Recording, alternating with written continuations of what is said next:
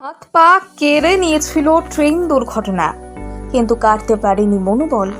লক্ষ্যে অবিচল থেকে আইএএস হয়ে গগনচুম্বী সাফল্য লাভ করেছেন তিনি। তার লড়াইয়ের কাহিনী গায়ে কাঁটা দেবে আপনার। জীবনে চলার পথে হতাশ হয়ে যাওয়া মানুষের সংখ্যা আমাদের চারপাশে কম নয়, যাদের মুখ থেকে প্রায়শই বেরিয়ে আসে না পারার শব্দবন্ধ। দীর্ঘশ্বাসে ভারী হয়ে ওঠে চারপাশের বাতাস। লড়তে লড়তে ক্লান্ত হয়ে ফিরে যেতে চান অনেকেই, কিন্তু এমন অনেকেই থাকেন যারা এইসব কথায় পাত্তা না দিয়ে বরং সকল প্রতিকূল অবস্থাকে অনুকূল করে নিজের লক্ষ্যে এগিয়ে চলে। আজ এমনই এক কাহিনী শোনাবো যা শুনলে গায়ে কাঁটা দেবে আপনার।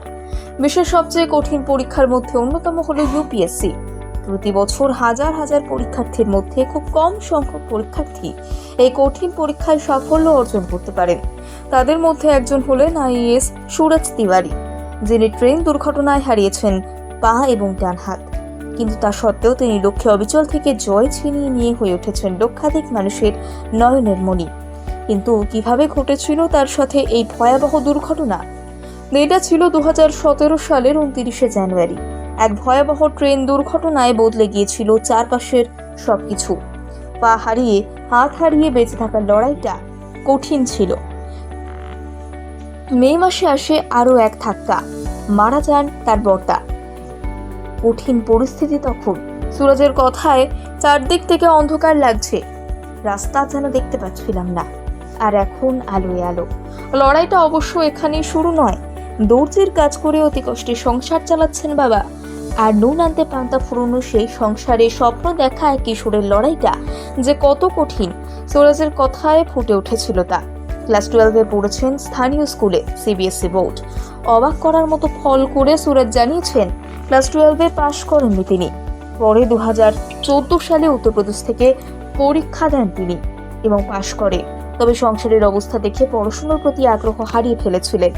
কাজ নিয়ে নেন দিল্লির একটি বেসরকারি সংস্থায়। চাকরি করে ছোট ছোট শখ মেটাচ্ছিলেন। সব মিলিয়ে বেশ খুশি ছিলেন তিনি। কিন্তু 2017 সালে ট্রেন দুর্ঘটনার পর পুরোপুরি বদলে যায় তার জীবন। 1 বছর বাড়িতে বসে থাকেন তিনি। কোনো কিছুই করতে পারতেন না কারোর সাহায্য ছাড়া। সব অন্ধকার ছিল। তারপর ভেবে নেন ছোট ঘটনাই তো, হেরে যাওয়া কেন। প্রথমে স্নাতক হন, জেএনইউ থেকে।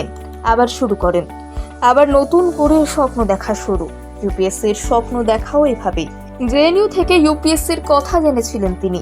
তারপর সব ভুলে শুরু হয় ইউপিএসসির প্রস্তুতি, আর তারই ফল আজকের এই ফলাফল।